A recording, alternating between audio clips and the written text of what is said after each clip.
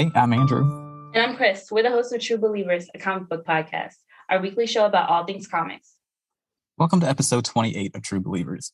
Last week we read Something is Killing the Children, volumes 3 and 4. And this week we read Excellence, volumes 1, Kill the Past, and volume 2, The Present Tense, by Brandon Thomas, Khary Randolph, and Emilio Lopez. Spencer Dales was born into a world of magic. His father belongs to the Aegis, a secret society of Black magicians ordered by their unseen masters to better the lives of others of higher potential, but never themselves. Now it's time for Spencer to follow in his father's footsteps, but all he sees is a broken system in need of someone with the wand and the will to change it. But in this fight for a better future, who will stand beside him? I love that description. That is such a good description of this because it's just vague enough, Yes. That it really works. Okay, so when we get into the world of excellence, first of all, what do you think about excellence? Excellence, I loved. I only have really two criticisms with this, which you may or may not agree with. I really don't know. But my only real criticism with this is, how like in nearly every single issue, it would be like 12 minutes later, or 6 hours later, or 14 minutes earlier. Like it was such a weird thing to do. So I didn't like that in particular. Time jump. At the one that was like, yeah, it just wasn't for me. There was like a 6 months later, and I was like, okay, that one makes sense. But all the other ones, like where he was 20 fighting, minutes, the overseer. Yeah. And then, how it would be like, okay, one thing's happening right now, but also across the world is something's happening over here. So we'll just switch panels between people. Those are the only things I really didn't like about this. But this story is so well put together and there's so much depth to it. It is incredible. It's like a really good story. I think the depth goes even further than you realize. I'm only going to say it one time because you're white. Happy Black History Month, everybody. Are you familiar with the concept of the talented 10? Yeah. Okay. Yeah. So for everybody who doesn't know, the world of excellence, when it opens up, it tells you that they're the original 10 magic families, the 10th, and they're constantly referred to throughout the course of the story.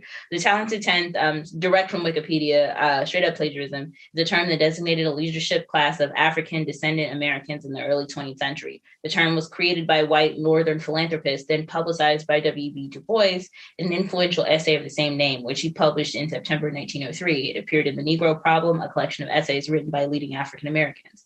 The talented 10 refers to 1 in 10 Black men that have cultivated the ability to become leaders of the Black community by acquiring college education, writing books, and becoming directly involved in social change. In The Talented 10, Du Bois argues that these college-educated African-American men should sacrifice their personal interests and use their education to lead and better the Black community. Right. And then you kind of know what these, like the parallels of what this 10 is and what that 10 is, you know what I mean? Especially so whenever you start off reading about that, and especially the Dales are seen as leaders among the only good term I can think of is magistocracy, but it's from Neo Yokio. So I'm sorry for laughing. If you've ever seen Neo Yokio, it's this show where Jaden Smith is like a pink-haired magician. But yeah, so Spencer is a quiet revolutionary. He starts first he's was late to get his magical talent. Like years later than everybody else, he becomes whatever you call those people who were leaders. They had names. It wasn't Proctor. It was a name. I can't remember. So he gets his station that his father's protege, Aaron, has had for years, like years later than everybody else with the same station. And because the Dales are the most respected family in the 10th, everybody is saying, first of all, they said that the boy might not even be his. Mr. Dale said that, like he heard him say it when he was a little kid. He was like, that might be the end of our line. And his mom was like, man, if you don't shut the hell up.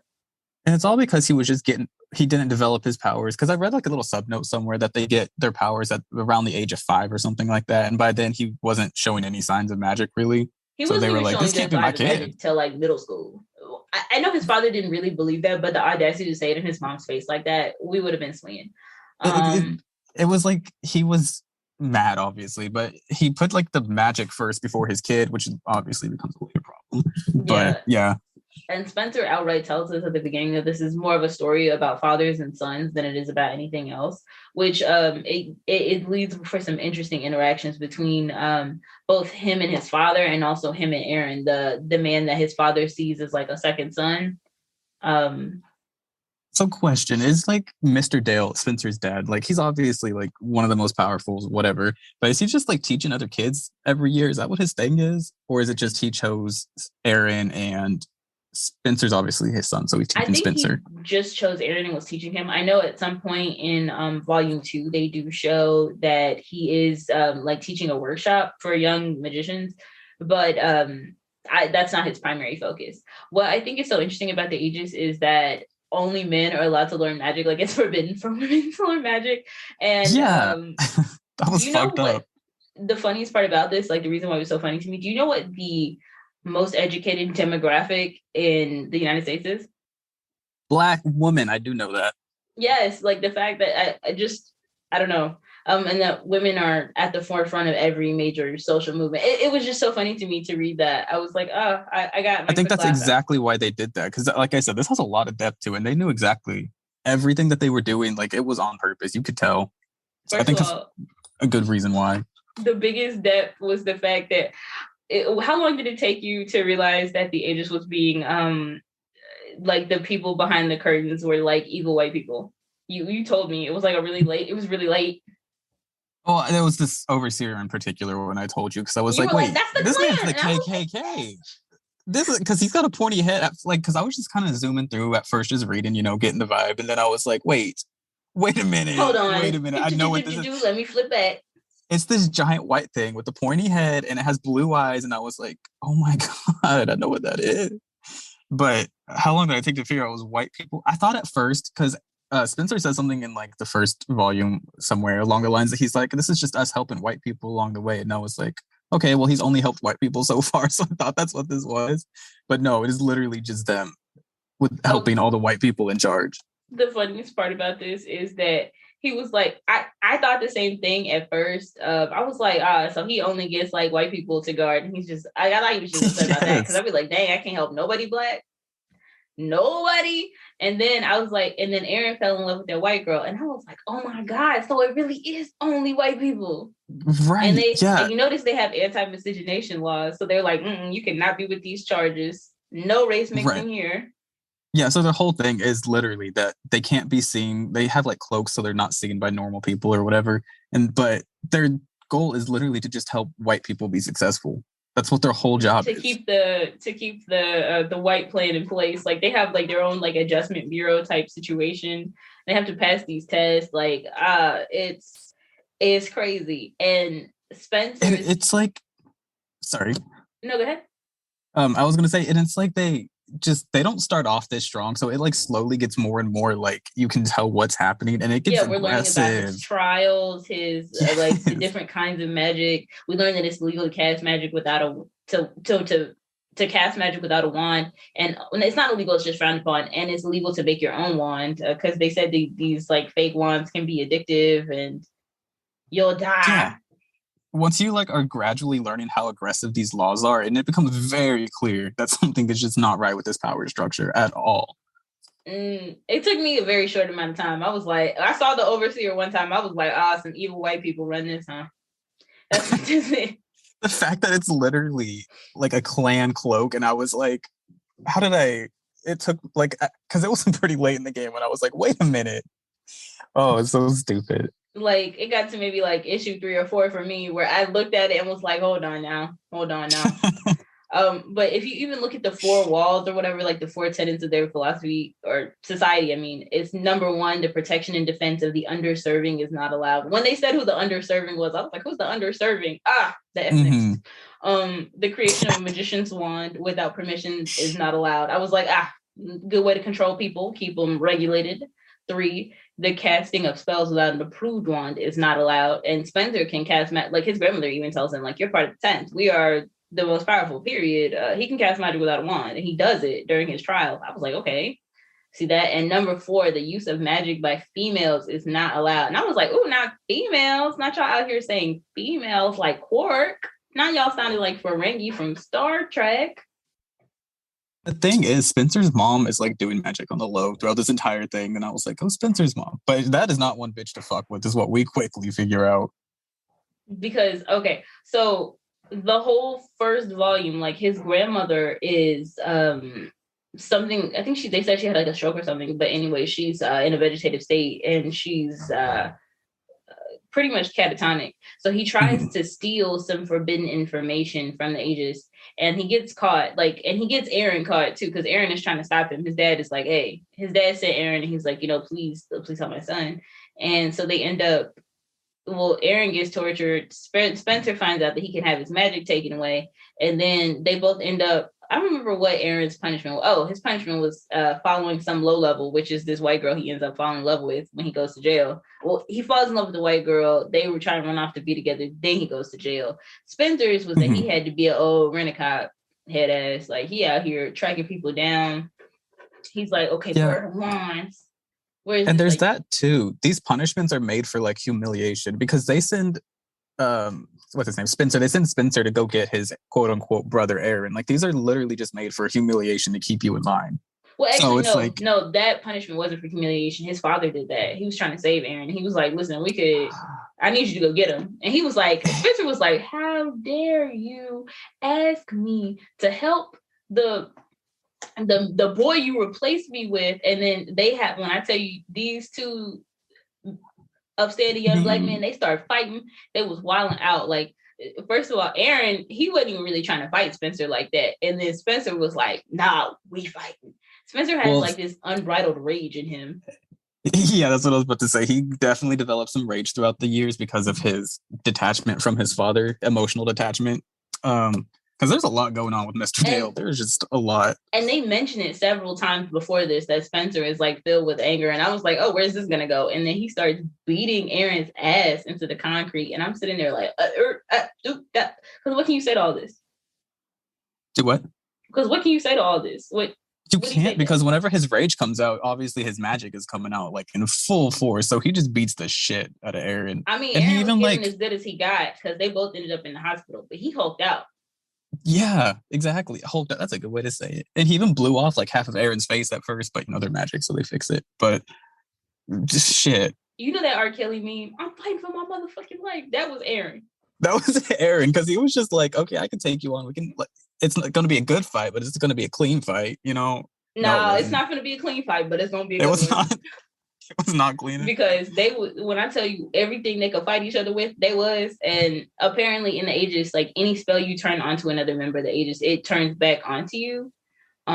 So that's why they have stronger people out here chasing down the criminals, because they know if they cast any spell on them, they can withstand the spell that they cast that's been flipped onto them as well. Yeah, can you imagine that? Like, just bounces back, especially because of like what we learned in the second volume about what happened and whatever. Like, I was thinking about that heavy in the second volume. Any spell just bounces right the fuck back. I was sitting there like, damn, sucks. So, and then I don't even know how to explain, because this fight was like reading Something is Killing the Children, where you're like, hold on. No, something occurred and I was not okay with that. And then Spencer wakes up and his narration over this scene is so good, because he was like, man, as I was fighting Aaron, I started thinking this was a man I was supposed to see like my brother. Like, I was like, dang. And then he was like, he stole my father away from me. And then Aaron said something. And he's like, you know what? You do all this crying and whining, but at least you had a father. And I was like, dang, Aaron ain't got no daddy. We learned too much about his life throughout like this weird exposition. And I'm sitting there like, like, well, during this fight, in like a Harry Potter type of fashion, their wands connect via spell, and then they get each other's memories, which was kind of a weird thing. Because can you imagine like picking up all of my memories on accident? Like, I don't want any of your memories. My mind is pure. No, because there's even that moment where it's like, oh, he really loved this girl, and he sees them like making love, and I was like, okay. First of all, and it's not like he's just in the memories. Like, he's not even just like experiencing them. Like, he'd be standing there. So you standing there with your full body at the foot of the bed watching them get booty. Exactly. It was I don't want nothing like that. But so yeah, that's why he's like, okay, Aaron's life was actually kind of hard. Like, I was looking at him kind of like an enemy, but not an enemy, but like a rival, an adversary. Like, he shouldn't really have been. Yeah, but he shouldn't have been. We could have been teammates this whole time. And the even crazier part is that Aaron is experiencing Spencer's memories, and he was like, "Damn, this is kind of fucked up." That part Like, was so funny. just because like they're just standing there. Yeah, and he's like, "Damn, this is how Spencer really felt about me. Like, I thought we was kind of cool a little bit." But like, I didn't think we were cool, but I at least thought he would, spit on me. I didn't know he hated me. Right. Oh man, that was funny though. And the even funnier part is that they both wake up in the hospital. Obviously, Aaron, you going to jail now. They both look beat to hell, and Mrs. Dale's is there. Spencer's entire face is swollen. So I know Aaron got them heavyweight hands per. And his mom is like, "Boy, when they told me you did that to Aaron, I was like, surely not. You have me confused, something wrong." And then they have a whole good conversation, or they start to, and he's like, "Wait, where is my dad? I know my dad is not it's the bedside of the dude I was just fighting for my life." Literally, like, this emotional trauma that he has from his father is a lot. I want to like, be it is Mr. so Dale's heavy ass, because there's absolutely no reason. Like, I know obviously, like, Spencer had been asleep for a lot longer, like, and Aaron was awake. It did make sense that he would want to go be with Aaron, especially because Aaron doesn't have anybody. But like, and he does need to like question him, and Aaron is going to jail, very much going to jail. Because he fell in love with the white lady too. I mean, that was his choice. That's why he's going to jail. That's the big crime right there. Like, their rules were just so. Somebody called Dr. Umar on him, because I was sitting up like, once I read they really had anti-miscegenation laws, it confirmed it for me. I was like, definitely ran by some evil white people. And when it got confirmed, when I was sitting there watching him put on his spiritual take off his spiritual KKK robes, and he was just a regular white guy, and they showed all his like evil white ancestors, and one of them was Donald Trump. I was like, what? Oh, that was so funny. That's when I had to stop reading for a good minute. I screenshotted that and I sent it to you, and I was like, I know this isn't what I think it is. It is.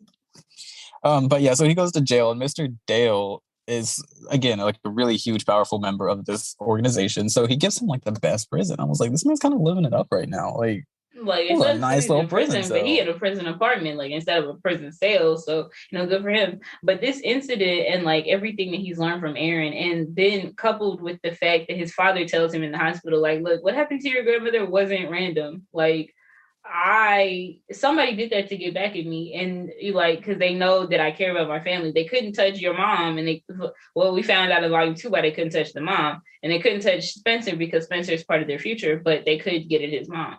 And Spencer is like, I'm tearing it down. So volume 2, we follow Spencer as like a revolutionary. He's like, listen, this whole organization, it needs to crumble. And volume 2 is called not the present tense, like what's happening now. It's like tension in the presence.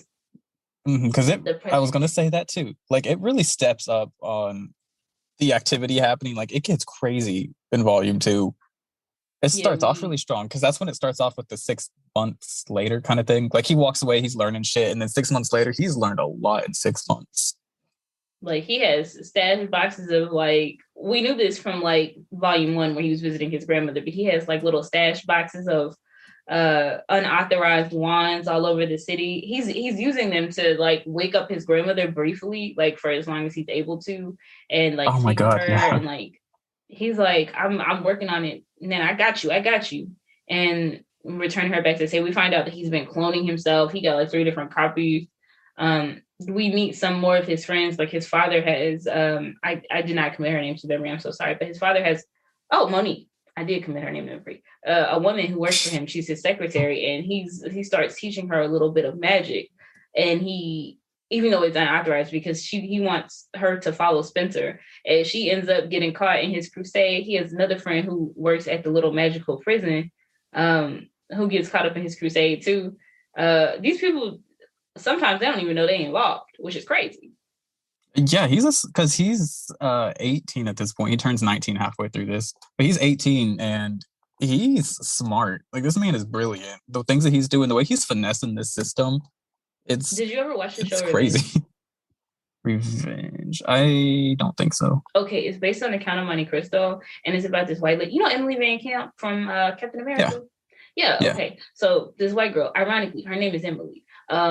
Her father like gets sent to jail for like being a terrorist, but like these other rich white people, including that lady from Last of the Mohicans, the beautiful one, they set the dad up and he never did it, but he agreed to take the blame so that she like her life wouldn't be trashed or they wouldn't kill her or something.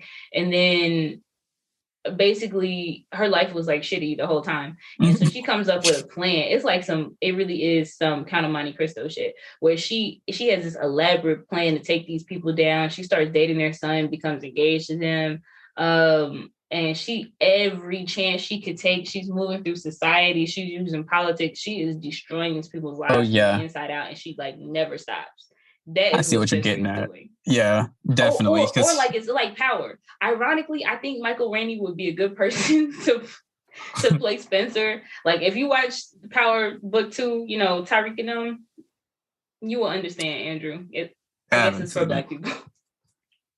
But no, that's exactly what you were saying, because he's politically kind of manipulating the system, and he's obviously physically and magically manipulating the system. He knows every step of what he's doing. He's always like 2-3 steps ahead of everybody until at one point. But and then you find out he visits Aaron like several times every week. And I was like, why? And then they're like, yeah, Aaron refuses to see him. And then when they finally show him visiting the prison, he's following he like is making copies of himself, becoming invisible. One copy is sitting in the waiting room, and the invisible version of himself is following his friend into the prison, going up to Aaron's cell. He's literally putting memory spells on Aaron every time and releasing them so that Aaron can work with him in his quest to destroy the Aegis. That's insane. That is so like smart, you know, and he's only 18 again. Tariq St. Patrick so bad. Courtney Kemp would freak this. If they ever want to turn this into a TV show, Netflix, get Courtney Kemp. Y'all already got to deal with her. Courtney and Brandon, they got this. Yeah, no, this would be a really good show, honestly, if they did it right. Because this is a deep, deep story. I think it would make a better animation than live action, but if they did do a live action, they should get some of the production people who worked on The Magicians, and they should get Courtney Kemp. Yeah, I would definitely be interested in that. But yeah, so like you just said, he's doing all the memory charms and whatever. And like he's spent time learning. Everybody. He knows so much magic in this 6 months. It's insane. And then several times we find out where he's getting because Aaron is helping him by writing things because their memories are connected, or they become connected when they get close to each other. And they still are experiencing everybody's memories. We find out that Spencer has an eidetic memory, so everything that he reads, he remembers. And he's going into the archives of the Aegis, and they're writing everything down. So he's developing his own library of magic, which is how he's improved so much, because he knows spells that nobody else, you're not allowed to remove anything from the library. So all of the knowledge is there. It's making control what you see.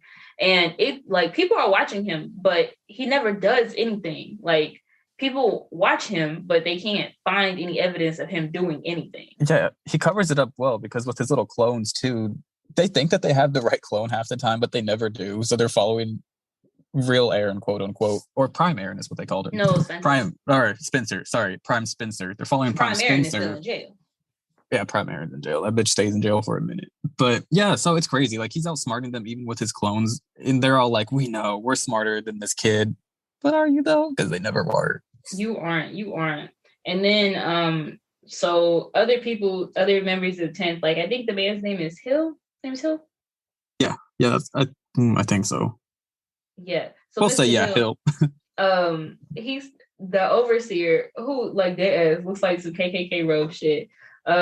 He starts telling him, and he's like, we need to get a handle on Spencer Dale's problem.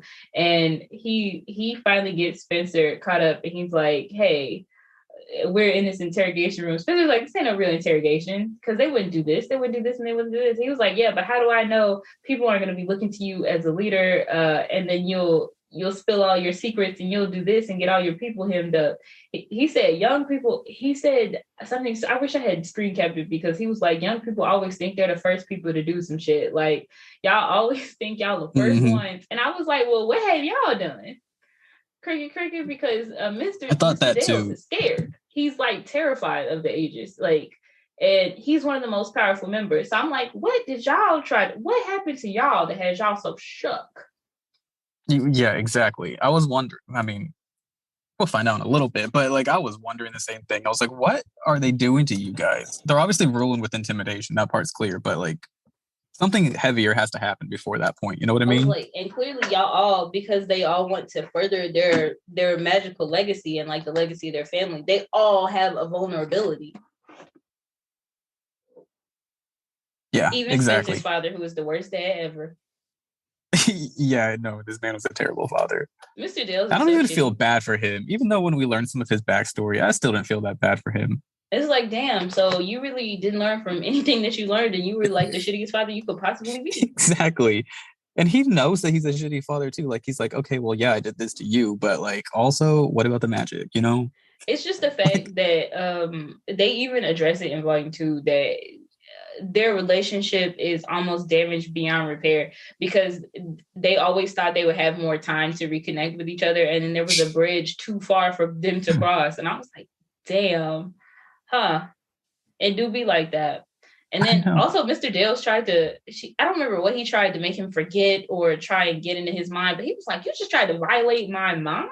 Are you crazy? He tried to like make it so that way he didn't remember what he was doing, like all this revolutionary stuff, because he's like, I don't want you hurt, Spencer. Or he was like, ooh, that was the last straw. Yeah, he's like, you trying to get in my memories? Yeah, no, I get that though. Like, we done. We are done. That's so shitty. You know, but so yeah, back to the interrogation. Oh, sorry. No, you go ahead. When Young Justice came back for was it season 2? No, it was season 3, right? Whichever one where Miss Martian is she's dating that Lagoon boy or whatever. They revealed that her and Superboy had broke up because she tried to alter his memory, and I was like, the fact that I know that they got back together and apparently they're like married now in that show, I'm like, I'm glad I just decided to stop watching it, because y'all, what did y'all smoke before y'all thought that was? That's like just a huge violation. And at least Spencer realized it. He was like, fuck you, daddy. I'm not coming back. Daddy. But yeah, I mean, so they big wrong, defense, you know? And then we see the evolution of Spencer's plans. We see him like, he's really like, okay, something happened, something went wrong, so he had to launch his plan earlier than expected. He was in the library getting more like spells notes or whatever, and he found like, what was it, wanted posters, or there was a different word for it. They said they were like some kind of dissidents, and then he found one for, it was a burnt out face and a name. I think it's Amari. That's Amari. Yeah.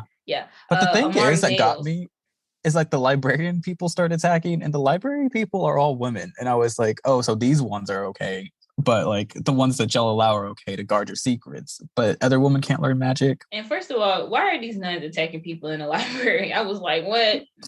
No, they came out of nowhere. He's like, shit, I should have seen this coming, because they really did come out of nowhere. They got his ass real quick, and there was 3 of them too, so it was like when you got to fight the X-Men and you getting jumped. That's the funniest part too, because like I said, they came out of nowhere and they just start beating the shit from all sides, and they were blowing up tables. They tossing the books aside. They like, we got your ass today, Spencer. I know, and it's all poor Spencer, man. So that's all I can say for that. He has to launch his attack. Oh, and all his allies get captured at the same time. Like Monique is captured. His friend from the prison is captured. They're all being tortured as well. And then Mr. Hill, who was torturing them? I was the overseer. And Hill was sitting there watching, and like, yeah. Eventually, though, Spencer comes to fight the overseer. It doesn't quite go well, but Mr. Hill jumps in to stop him from being killed and like gives himself up to him. We see the backstory that Spencer's father helped him, Mr. Hill, when Spencer was a boy. His wife did something and they were going to send her to jail, and I guess Mr. Dales fixed it. So he was like, nah, I owe you. And plus, this is for the next generation. We don't burn the system down. I was like, period, Mr. Hill, period. Yeah. But Spencer is like, somebody knows how to make these wands. And I bet you my uncle Amari, that I've never heard of in wherever, is going to be the one. It was a burnt out face, so he didn't know. So they're like, we got to make sure Spencer Dales doesn't get out of the city. Meanwhile, Spencer already on the bus. Spencer was they're like North Carolina or something. Spencer was gone, baby, gone. Spencer taught himself how to fly briefly. I'm using that term kind of loosely, because that flying was kind of crazy. But he like learned how to fly all the way across the country He real didn't fly. He quick. went on the bus. No, he definitely flew because he caused a crater that she saw or Amari saw. No. He got off the bus and then he did something else. Oh, so he didn't fly across the country. He definitely was He flying. flew from I know somewhere, but he tried to do some kind of spell and then he ended up in the crater to find Amari. And then he gets out of that crater and she was like, "So you gonna fix this?" And he was like, and then she uses magic and like fixes the everything back to normal. And then he's like, "Yeah, his dumbass."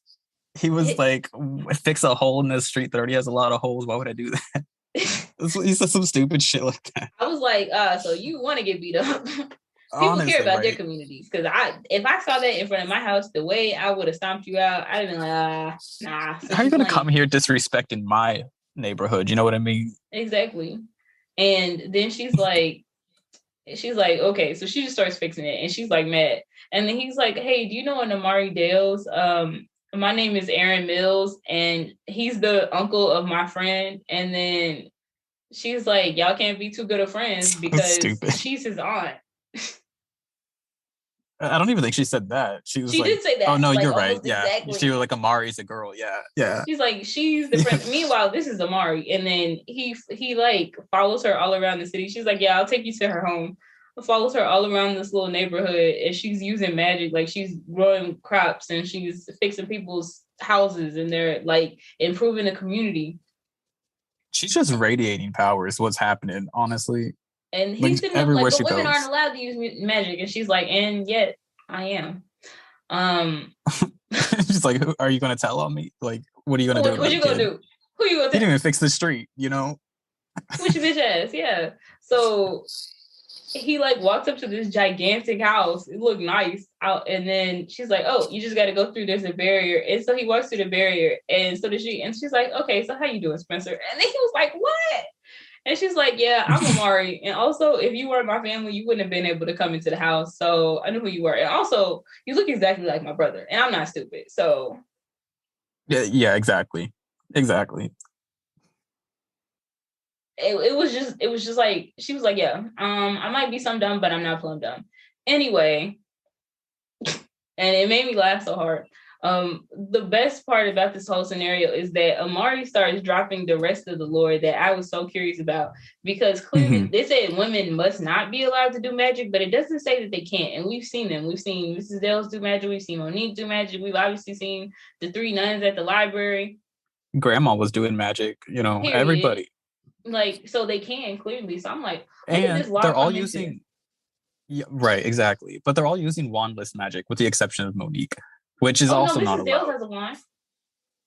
Yeah, but she was sitting there like when she was making her coffee and her tea and whatever. And even when Spencer was a baby, she was just waving her hand around because she could.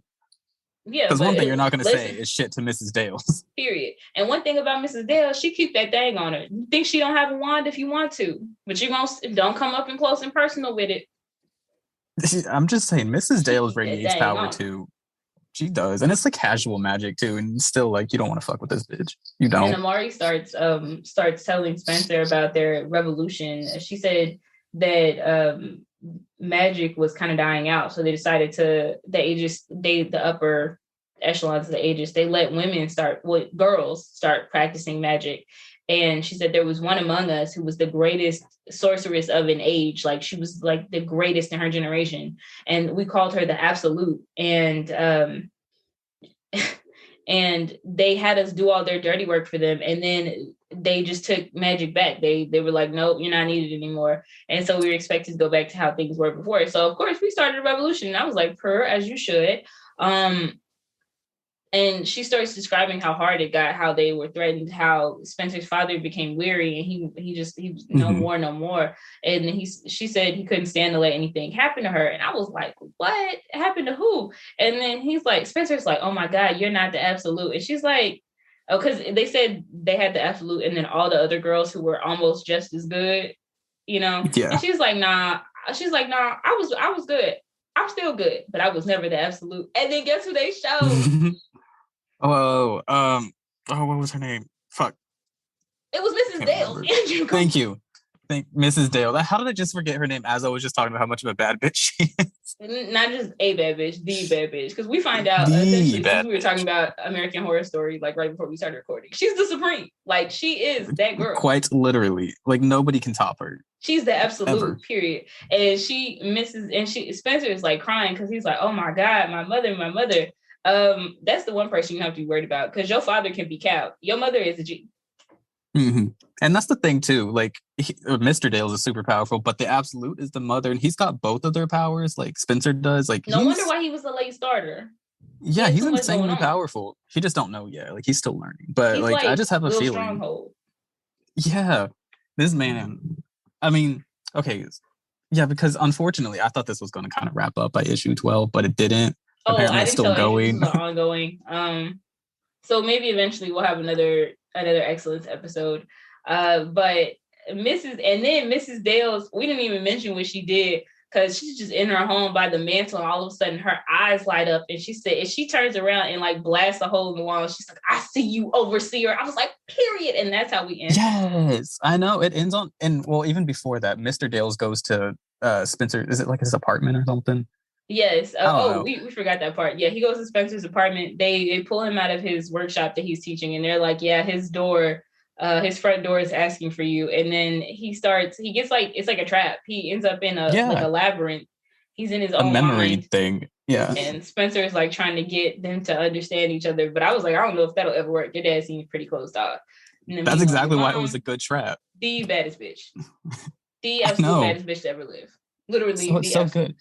But that just shows how like smart and powerful Spencer is at this point at only 19 years old, you know. Like he trapped his father, who's supposed to be one of the most powerful magicians, or what do they call them? Sorcerers. Yeah. The fact that Mr. Dale's dumbass actually he touched the door.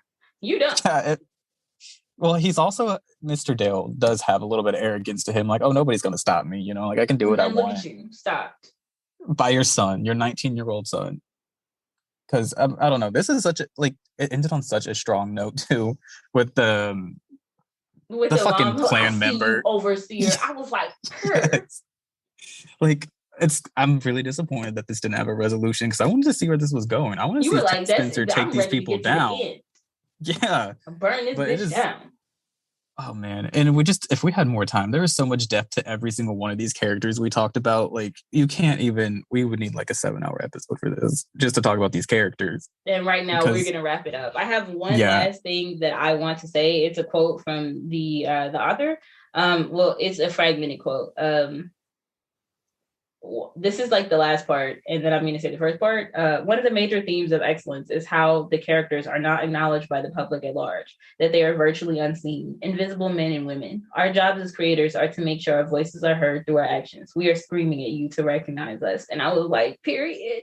And then this one, I started crying because I was thinking about how it took like years. It was years of my life, years of reading comic books before I had ever read a comic book about a Black person written by another Black person. And the way that the people in this story, the way they interact with each other, the way that they speak to each other, the way that they see and acknowledge each other, it was so reminiscent of my own experience. It's the thing that reminds you that you're not alone in the world, which is crazy. And I was glad to experience that from this comic book about magic. Second quote, being Black is about understanding that what you do, it's not just about you, it's about what you represent. You have a responsibility to not just represent yourself, but your block, your borough, your community, your race. It's not right and it's not fair, but it is what it is. We all learn about this responsibility early on. They will always think that you are less than. Good isn't good enough. You must be great. We didn't work this hard to get you here for you to throw it all away. You made it out. You better represent.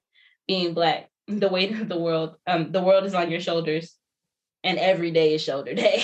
And I was like, period, because that is what being an ageist is. You essentially, first of all, I'm not going to be out here being somebody's magic slave. So let's just start there. And third of all, you know the term magic Negro, the trope where like the mystical Black person is there to help the the stupid white people. You know who coined that phrase? No, I actually don't. Spike Lee. Who did? Spike Lee. Oh. I just found this out, and like, you know, when something like completely takes you by surprise, because like, oh my God, Spike Lee, and then I was like, oh my God, Spike Lee, makes perfect sense. That's pretty much all I have to say. Yeah, I know. The story is great. Like I said, there's so many levels to it, and each character has so much depth to them. And this is only 2 volumes. Like, it's only 12 issues. Yeah, it is so good, and I cannot wait. Oh, we didn't even go over the art. That's a whole other set. And the art is gorgeous. Right, like everything is it's so very African. It's giving the entire diaspora. The magic itself, the way that it's all illustrated, is so good. Like, it's not a typical like boom flashy magic bullshit, you know. It has like, you can see the importance in every spell that's being cast too. You know what I mean? Does that make sense? The subtlety, the excellence, the power that this has. The fact that I'm going to say hashtag Black Girl Magic. The fact that they are essentially functioning as the magic Negro in these white people's lives. And I forgot to mention that earlier on. It's that for me. It's everything. Every layer of this was so intentional. It was so perfect. Brandon Thomas, he was writing his Brandon to us, y'all. I'm not acknowledging that. I just said it because I remember how much you hated the rest of you when people kept saying that. Oh man, I know. Great story. I cannot wait for this to keep going. This definitely needs a follow-up. I don't know when the rest is coming out, but yeah. Any final thoughts? No, just everybody should take a minute to read this. It's not a long story, but it is brilliant. The whole thing is. And it's a really good thing to read. If you want to read a story about Black people that's not about slavery or the civil rights movement, well, I mean, this one's kind of slavey too. At least this is by a Black person, you know.